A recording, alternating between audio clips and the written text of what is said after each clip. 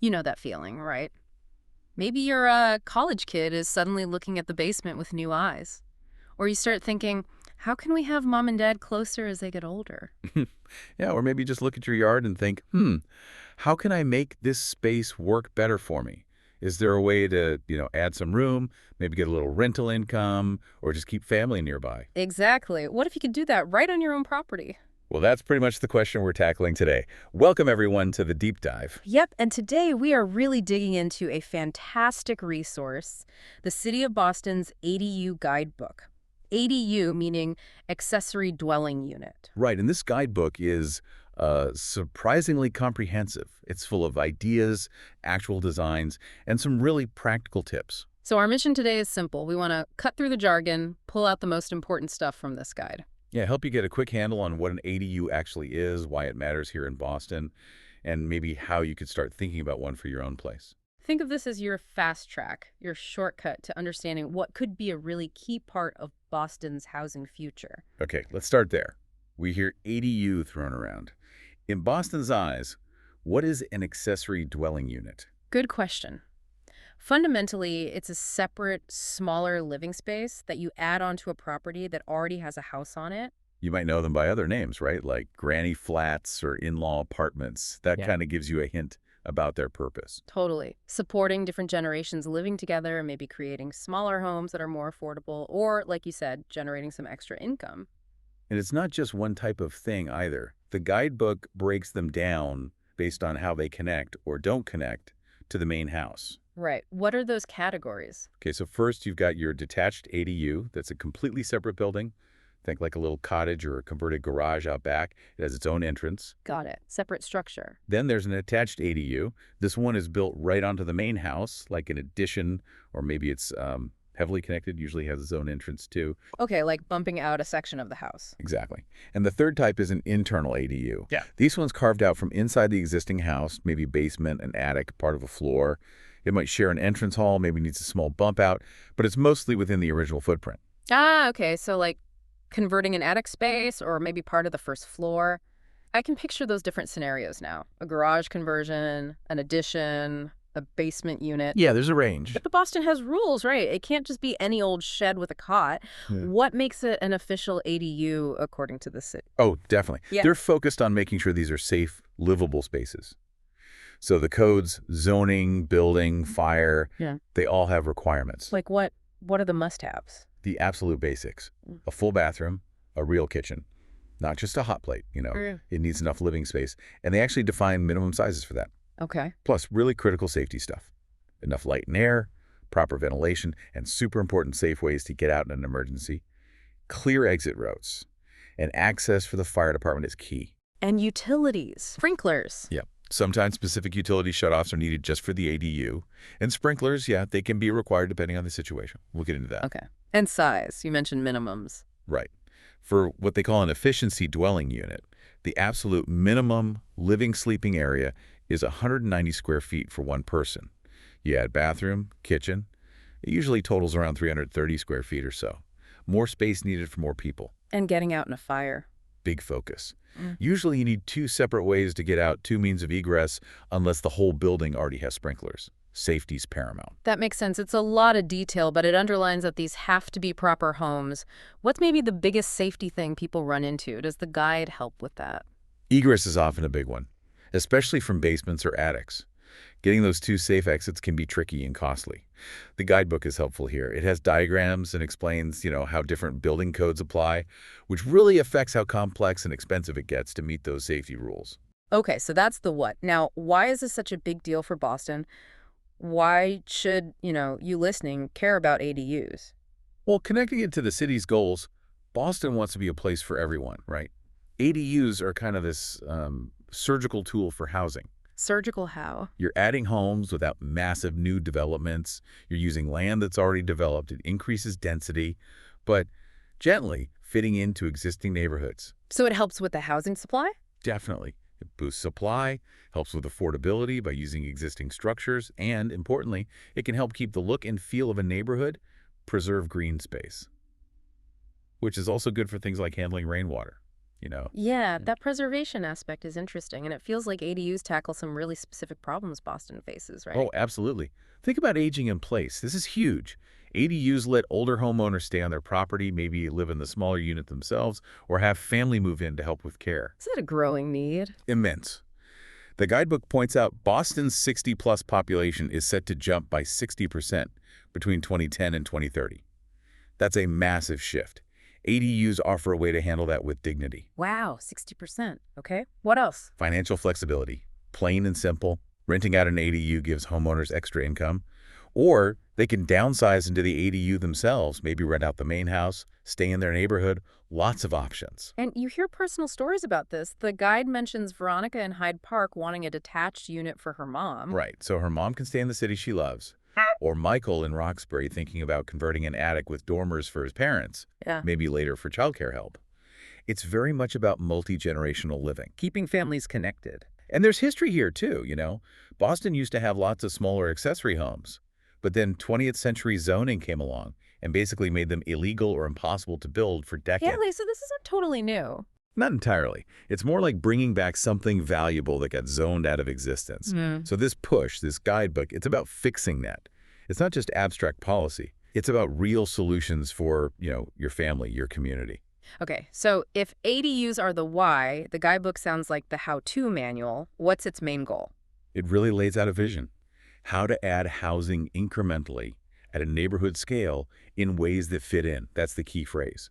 Incremental, neighborhood scale housing. But it's not like ordering from a catalog, right? These aren't plans you just pick up and build. Crucial point. No, these are not pre-approved plans. Think of them as inspiration, as starting points for design. You absolutely still need to hire architects or designers and go through the whole city permitting process. Gotcha. Inspiration, not instant approval. So beyond the pretty pictures, how does the guide help you through the whole kind of daunting process? It breaks down into 5 main phases: learn, plan, permit, build, and move in. This guidebook really focuses on speeding up that first learn phase, getting you ready for plan. Okay, so for someone listening, maybe thinking, maybe this could work for me. How do they actually use this guidebook effectively? What are the first steps? First, the guide says, think about your goals. Like, why do you want an ADU? What size do you need? What type seems right? Internal, attached, detached. Okay, start with the why and what. Like, look hard at your property. How much space do you really have? Is there an obvious spot? An unused basement? Attic? Big backyard? Garage? Get realistic about your existing conditions. Makes sense. What next? Then you browse the designs in the book. But here's the trick. Try to ignore the paint colors or the specific siding they show. Focus on the layout. How does the ADU fit on the example lot? How does that compare to your lot? Think function and fit, not just aesthetics yet. Right, focus on the bones, not the decoration. Exactly. And then you got to prepare for the real design work. This means practical stuff. Talk to a contractor, even informally, to get a rough cost idea. Figure out what you can actually afford. Get a proper survey of your property lines. Ooh, surveys are important. Very. And think about potential hazards in older homes: asbestos, lead paint. You need a plan for dealing with that safely if you renovate. Good point. And finally, Talk to an architect or a qualified designer. They can take your rough ideas, look at your property, understand the codes, and help you figure out what's actually possible and refine your vision. okay, so we know what ADUs are, why they matter, how the guidebook helps you start, but let's get into the fun stuff. What can these things actually look like? The guide has 12 examples. How does it help you decode them?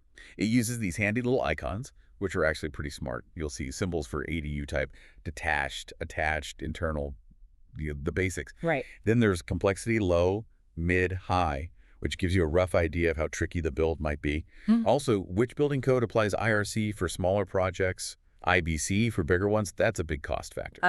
Okay. IRC versus IBC. Important distinction. Yep. And icons for stairs: does it need them? Is the entry accessible? And sprinklers: none needed, just in the ADU or the whole building. Big cost implications there too. Okay, those icons sound super helpful for quick scanning. What about understanding the floor plans themselves? They use color coding. Red, orange, or purple usually shows the ADU space. Gray is the main house. Blue might be shared areas like hallways. Green is outdoor space. It makes it pretty easy to see how the spaces relate. Nice. And it defines some key terms, too. Yeah, things like gross square feet, just the total area, means of egress, those safe exit paths we talked about, Yeah. and Demising walls. Demising walls. What are those? Simple concept, important detail. Those are just the walls between the ADU and the main house, if they're connected. They need to be built properly for fire safety and soundproofing. You don't want to hear everything next door, right? Definitely not. Okay, so the guide groups these designs by lot size. Let's start small. What characterizes a smaller lot in Boston, and what kind of ADU works there? Think narrow lots, maybe 40 feet wide or less. Often the house takes up most of the width, not much side yard. Like a lot of row houses, maybe a deeper backyard, though. Right, typical dense Boston lot. Exactly. And one really clever design for this is called split your unit. You take a larger existing apartment or floor, maybe a two-bedroom, and you divide it. You end up with, say, a one-bedroom main unit and a studio ADU. Ah, creating two from one internally. Precisely. And the beauty is you're often using existing entrances, existing plumbing stacks potentially. It minimizes new construction, preserves open space. It's less about building out and more about smartly reconfiguring what's already there. It shows you don't always need a big yard. That is clever, making the most of the existing building envelope. What's another internal option for these smaller lots? Convert your basement is another classic, especially if the lot slopes or the house foundation is already raised up a bit. What are the challenges there? Ceiling height is often the big one, got to meet code. Yeah. And ensuring you have those proper egress windows or doors. Plus, you absolutely need to check flood risk. Is it in a FEMA flood zone? Or Boston-specific coastal flood resiliency overlay district? Water in the basement is no joke. Good point. So basement conversions need careful checks. The guide really pushes seeing potential within the existing house, doesn't it? It really does. Several variations on internal ADUs, encouraging you to look at attics, basements, underused floors differently. Okay, what if you have a bit more space? Say, a medium lot, maybe 40 to 60 feet wide, got a driveway, maybe a corner lot. What opens up then? Yeah, with a bit more breathing room, you get more options. A really popular one is adapt your garage. If you have an existing detached garage or maybe an old carriage house, converting that into an ADU is fantastic. Why is that such a good option? Because the structure is already there. It usually fits the scale of the neighborhood perfectly. You avoid building something totally new from scratch, of course. There's always a but. Right. You do need to seriously assess it. Is the foundation okay? Does it need insulation, proper wiring, plumbing connections? It's not just adding drywall, but it's often less disruptive than a brand new building. That makes sense. Reuse and adapt. Yeah. What if you want to attach something to the main house on a medium lot? If you've got a decent side yard, maybe 20 feet or more, you could look at attach an ADU on the side. This is like building an addition, but specifically designed as a separate unit. Advantages there. Usually less impact on the existing house structure compared to, say, an internal conversion. Tying into utilities can be easier. The guidebook even shows neat designs, like one with an accessible entry right at ground level. And they mentioned using clerestory windows. Clerestory, what are those again? They're windows set up high on the wall. Great for bringing in light and air while keeping privacy from the neighbors next door. Really smart design for tighter urban lots. Okay, clever details. Now, for the folks with larger lots, say 60 feet wide or more, plenty of yard space all around, what kind of detached options become feasible? With a larger lot, you really open up the possibility of a brand new detached unit. The guidebook shows an example called Build a Midsize ADU in your backyard, like a separate little cottage. The classic backyard cottage idea. Any major hurdles there? Yes, big one. Fire access. You typically need a clear, unobstructed path, usually 10 feet wide, all the way from the street to the ADU for fire trucks. That can be tricky with landscaping, driveways, fences. 10 feet wide, clear path. Got it. And because it's further from the street, these detached backyard units often require sprinkler systems, even if the main house doesn't have them. That's a significant cost factor to budget for. Sprinklers again. Okay. The guide also mentions things like modular or prefab ADUs could be a good fit here too, potentially speeding up construction. It really shows the range, from splitting an existing unit to building something new out back. These designs really paint a picture. But okay, reality check. You've got your dream design. Now the rules. The guidebook talks about the permit phase. What does that involve? Sounds like bureaucracy. It definitely involves navigating city processes. It's a crucial phase.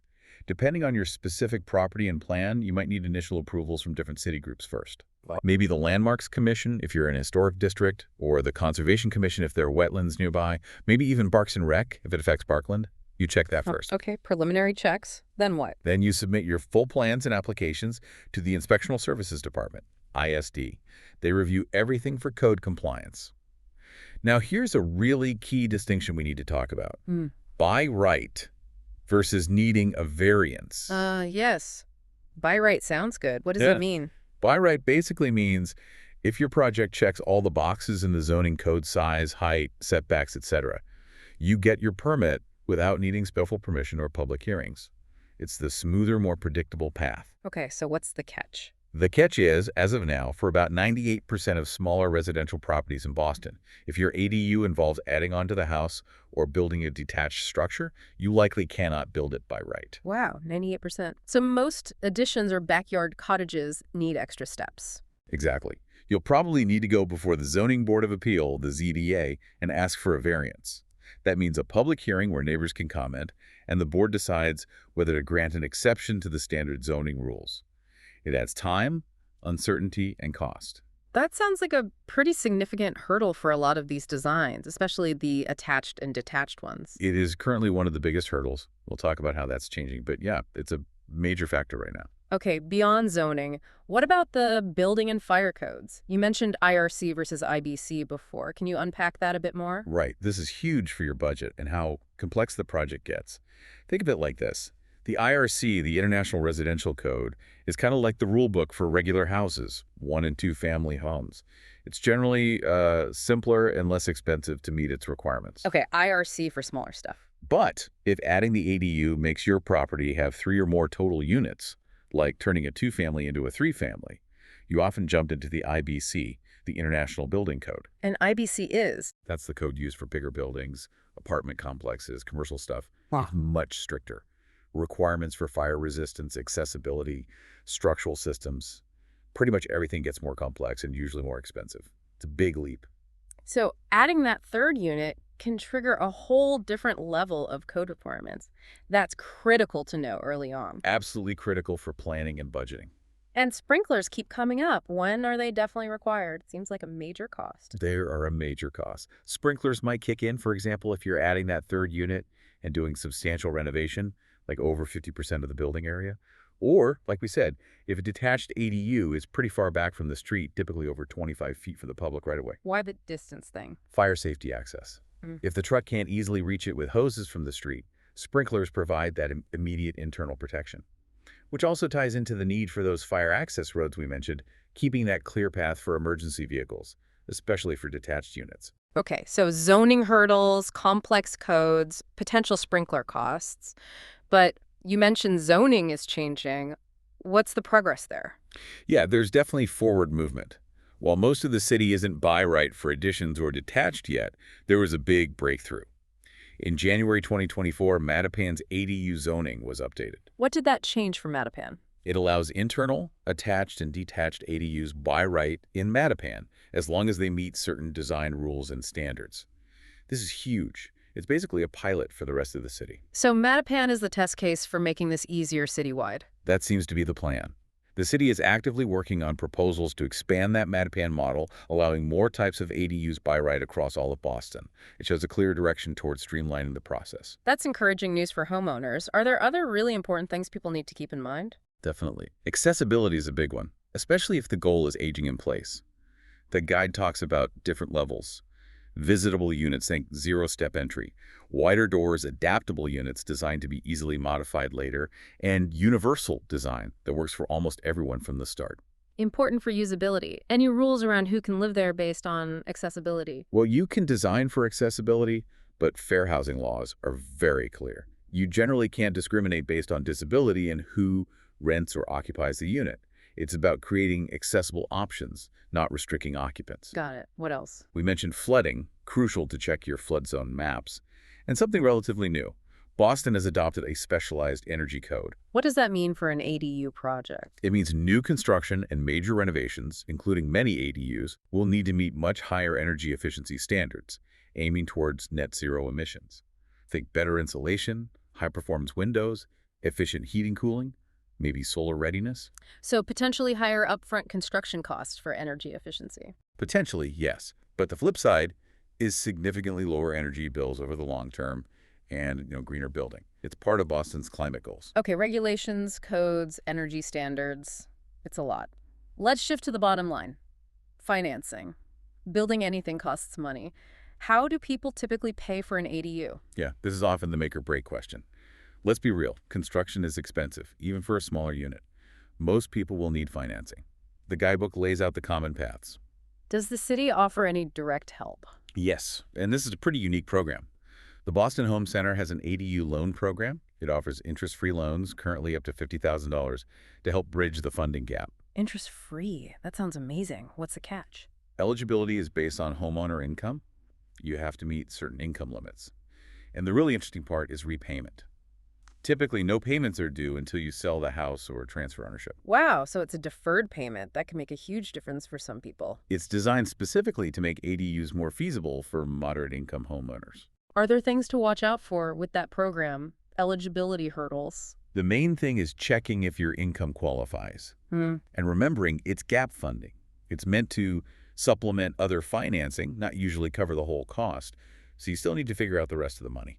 Okay, so what are those other options, the more traditional ones? Well, there's a classic home equity loan. You borrow against the equity you have in your home. Usually comes with a fixed interest rate and predictable monthly payments over a set term, like 10 or 15 years. Good if you like stability. Predictable payments. Okay. What else? A home equity line of credit, or HELOC, is more flexible, like a credit card secured by your home equity. You can draw funds as you need them during construction, which can be handy. Flexibility sounds good for construction ups and downs, downsides. The interest rates are usually variable, meaning they can go up or down. And after an initial draw period, your payments might jump significantly when you start repaying the principal plus interest. Less predictability there. Variable rates. Something to consider carefully. What about messing with your main mortgage? That's the cash-out mortgage refinance. You replace your current mortgage with a new, larger one and take the difference in cash. The potential pro is you might get a better interest rate than a HELOC locked in for the whole loan. And the cons? Well, closing costs for refinancing can be substantial. And crucially, especially with interest rates where they've been, that new, potentially higher rate applies to your entire mortgage balance, not just the cash you took out for the ADU. You really have to run the numbers. Yeah, refinancing the whole thing is a big decision. Any other options? You could look at personal loans, but they're usually unsecured, meaning higher interest rates and smaller loan amounts. Maybe useful for filling a final small gap, but probably not for funding the whole project. So lots of different tools. Sounds like getting professional financial advice is key. Absolutely essential. Talk to a lender, a financial advisor, figure out which mix of these options makes sense for your specific financial picture and the project scope. It's clear Boston didn't just wake up yesterday and decide ADUs were a good idea. This guidebook seems like part of a longer process. Can you give us a quick history? Like, how did Boston get here with ADU policy? Sure. It's been an evolution over, say, the last 7 or 8 years. It really kicked off with the ADU 1.0 pilot back in 2017, 2018. That first pilot focused just on internal ADUs, converting basements, attics, and only in certain neighborhoods like JP, Mattapan, East Boston. Testing the waters with internal units first. Exactly. See how it works, get feedback. That pilot was deemed successful enough that it led to a citywide zoning amendment in April 2019. And what did that do? That 2019 amendment allowed those internal ADUs by right in most 1, 2, and 3 family homes across the entire city. That was a big step, taking it citywide for internal units. Still needed ZBA for additions or detached. Yep. Additions and detached structures still mostly required that trip to the ZBA we talked about. So the next step was the ADU 2.0 pilot in 2021-2022.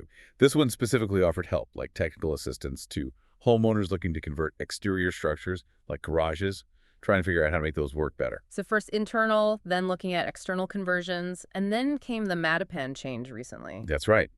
The most recent and arguably biggest policy shift was the Mattapan ADU zoning update in January 2024. That's the one that allows internal, attached, and detached ADUs by right within Mattapan, provided they follow the rules. The potential game changer. It really sets the stage. And as we mentioned, the city is now actively developing plans to roll out a similar by right approach citywide.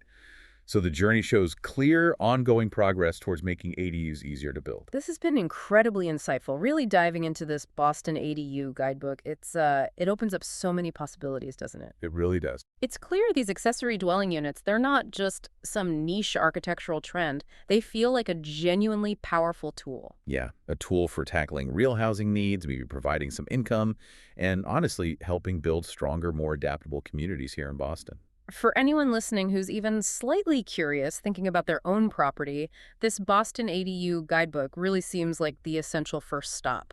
Absolutely. It gives you that foundation, the knowledge, the inspiration you need to even start asking the right questions and exploring what might be possible for you. So, thinking about everything we've discussed, the changing housing needs, the push for sustainability, climate challenges, here's something to maybe leave you with.